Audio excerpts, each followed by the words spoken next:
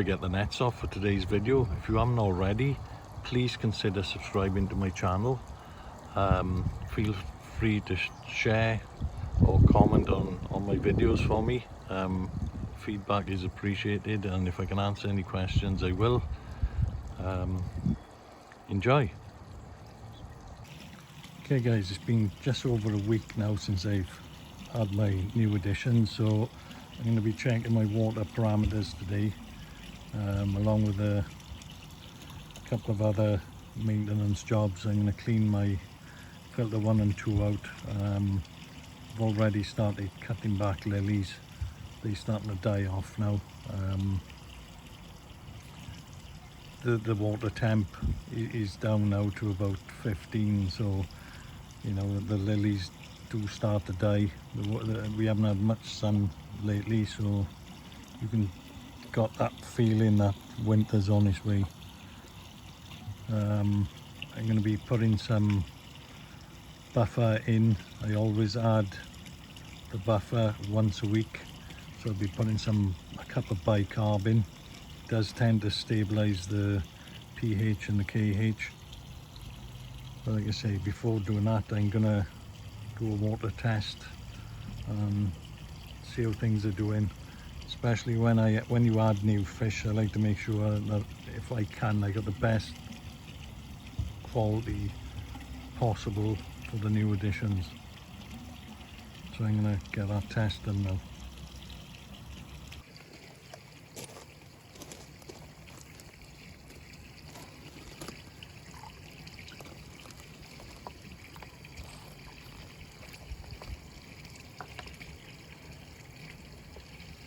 Okay, first test, carbon hardness.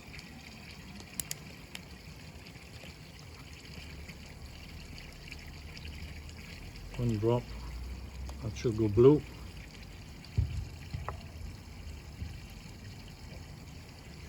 And now, depends how many drops it takes to go back yellow. One. Still blue. 2. Still blue. 3. And there, she's changed back colour, so 3 drops and she's gone back, which isn't too bad. I try to, if I can, keep it to about 5, but 3 drops is pretty reasonable.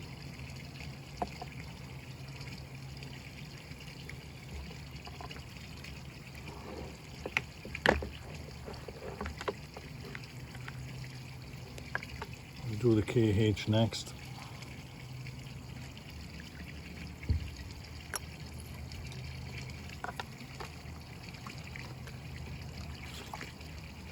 pH, so this is the pH,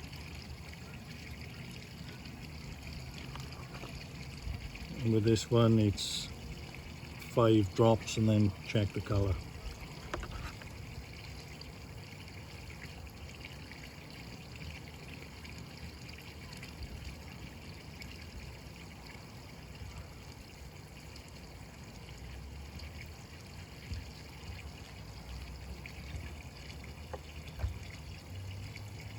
So there's your 5 drops. Give it a little shake.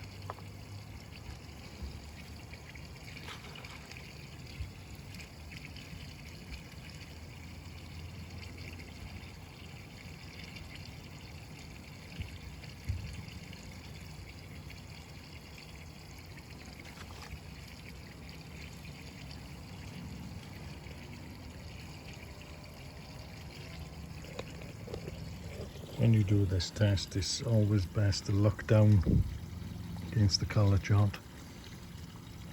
Say my pH is about just over 7, which is a little bit low. Again, by adding the bicarb, which I've got here ready, I put a cup of bicarb in every week. It will get my KH up to about 4 drops possibly with that. and it should also move my pH up a bit. So I'm going to get that in now. What I do when I add the bicarb, I put it into my moving bed, which is the third drum, because there's plenty of air movement in there. I just put it in and it dissolves it and, you know, mixes it up really well. So that's what I'm going to do next.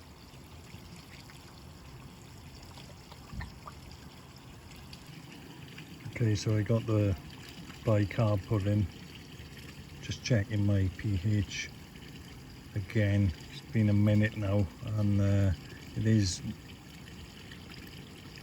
nearer 7.4 or just over, I'd say, so it's not too bad. That's probably somewhere in the middle, so that's good. I'm going to quickly check my nitrite and nitrate. I'll get back to you. Okay guys, so I checked my nitrate and my ammonia, and they were all 0, so chuffed with that. That's all good. Obviously my barrel system is working, because that's what's keeping them down to 0, and because I am feeding them quite a bit, so to have 0 is good.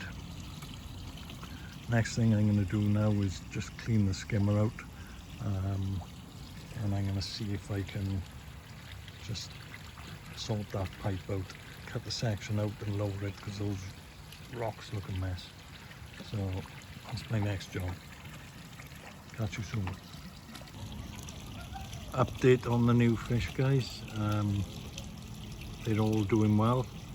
The one I had off my dad here, he's eating really well, and the Karishikoi, which is just going over there, my mum bought me that one, so thanks mum. The guy in the shop said they eat like hell and they grow really big. It's Karishikoi, and Koi USA said to me he's got 5 of them and they're right little piggies, and his have really grown well. I have bought some new food to mix in with the Medicoi. It's a quality growth. You see those little coloured pellets. I got some of the smaller ones for the smaller koi. Now I'll just throw a bit on.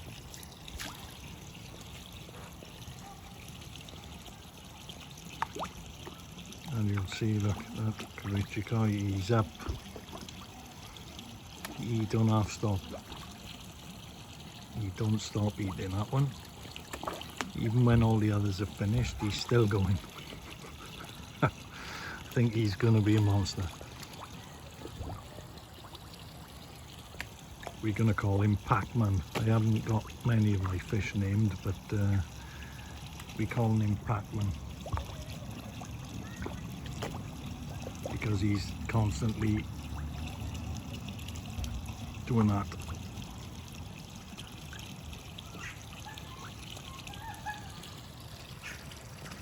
Yeah, all settling in nicely. Like I say, that show there, he's settling in, he's loving it in this new pond. The little ones that I bought, as expected, they're hiding under the lilies over there. Now and then I see them, but very rare. So what I've done, again, like I say, these little pellets, I take some of the smaller ones and I drop them off over there, which I'll do in a bit.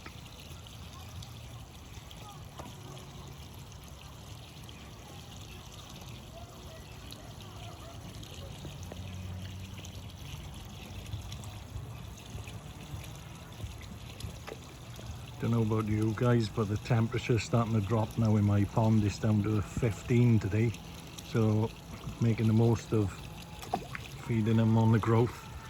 I think another 5 or 6 weeks and we'll have to start thinking about going back to wheat gin.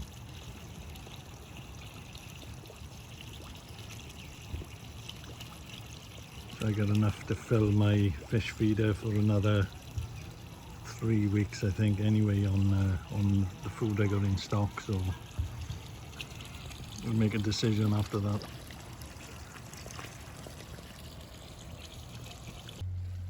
Yeah, so what I do while the others are busy eating up there is I try and put the smaller pellets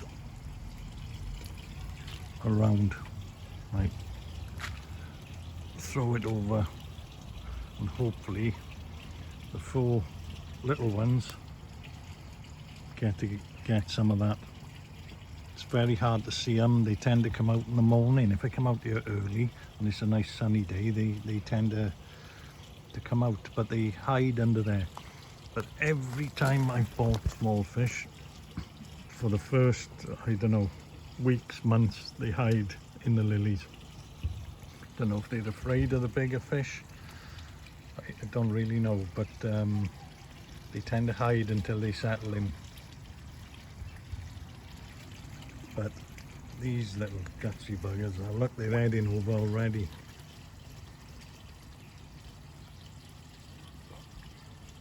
You can't leave food anywhere. As soon as you think now they've had enough up there, not to bother these little fish and leave them have a bit of food. But in a minute they start coming under here, and you can see from in the house they pull all the lilies and stuff, jumping up and down. They're in trying to get all the food, everything that's on the top or floating. I did see one of the little new ones there. I don't know if you've seen him. Yep, the bigger ones are coming in now. Here they come, look. Don't let them have 2 minutes on their own.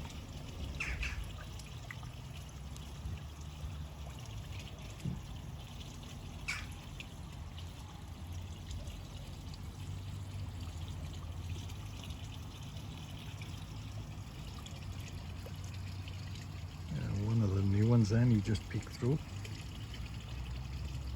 It's a good sign. That means they are trying to have a little bit of food. One of my lilies I've cut back over there, that's pretty much just root. I'm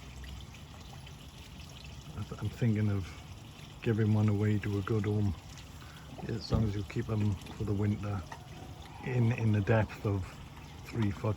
They last and grow back, so I'm going to try and give them away. I'm just going to keep these for next year.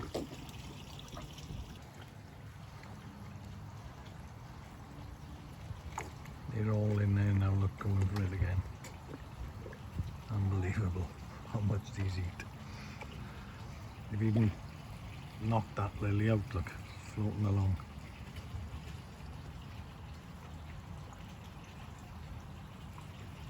I weighed down my lilies with rocks, but they even somehow even get the rocks out of them. I think some of these big ones are pretty powerful.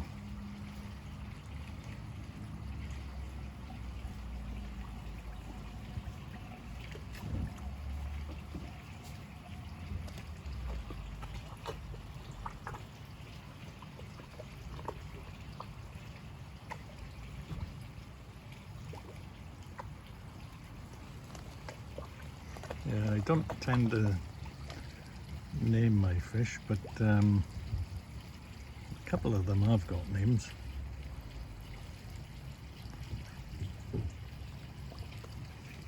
There's one, that white one there, he's Ming. And there's another white one which is his pair, and that's Wong. So I got Ming and Wong. I've got Pac-Man. And I've also got Jaws for obvious reasons. He's the biggest yellow one. He's known as Jaws. And he's up there in the corner at the moment, where all those lilies are moving from. I don't know if you can hear him munching, but I can hear him from here.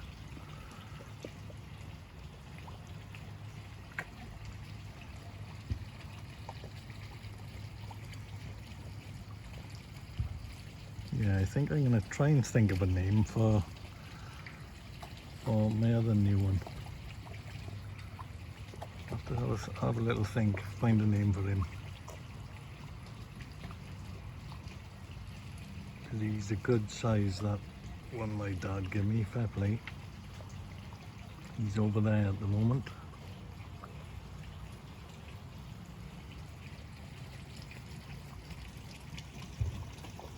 And one or two goldfish still in the pond. I'm going to try and net them out again shortly.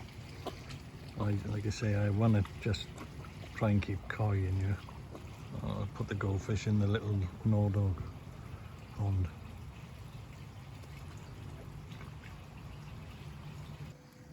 I always find when you change anything to do with this drain pipe that I tend to buy this from B&Q, and no matter how much solvent and everything you put on, they always still seem to leak. Now what I do, and it seems to work, I know it's not the right thing, but I put a bit of electrical tape on, and I'll put a bit round there now and push it on, and I'll put a bit there. And in fairness, they don't tend to leak, but when I use the solvent, they still leak. And I clean everything up thoroughly, but I don't have much success with it at all. But when I've used the smaller solvent pipe, when I've, on my, drainage over there, it's fine. But this stuff, I don't know, not the best, guys. But anyway, let me get it done. Okay, guys, timed this quite right. It's just about starting to come to rain. So, done a couple of things today. Obviously, we've checked the water quality. I'm happy that those parameters are very reasonable. So I know my water quality is good. I did manage to see a couple of the new small fish that I've got. Don't know if we caught them on camera. I also named a couple. Obviously, this big bad boy is Jaws, and I'm trying to think of a name for this one here. He's the one my dad gave me, so trying to find him a name. And I got Ming and Wong. Can't see them at the moment. Oh, there's Wong coming this way with a Swiss Tango with a red head. Oh, and there's Ming. So they're Ming and Wong. Jaws. And where's my new one? Where's Pac-Man? Oh, he's up there underneath the feeder as normal. Look, there he is, waiting for the feeder to kick back on. He's a right gutsy bugger. What else did we do? I managed to move that pipe. It looks a lot neater and tidier now. Got the rocks out of the way, so that pipe is on. Cut back the lilies again. Like I said, they are starting to die now. The water temp is down to 15. So the water temps are starting to get lower. So I'm trimming them back quite a lot now. They've died back quite a bit. I also cleaned out tub 1 and tub 2, so those filters have been cleaned. And I put some KH buffer, some biocarb in. So everything's good, guys. Shame it's coming to rain again now. That's a sign of things to come. But yeah, more than happy. Everything's all good in the pond. Happy with my new additions. A week in and they all safe and sound. I'm gonna end the video there, guys. Hope you're all enjoying your own ponds and keeping safe. Speak soon.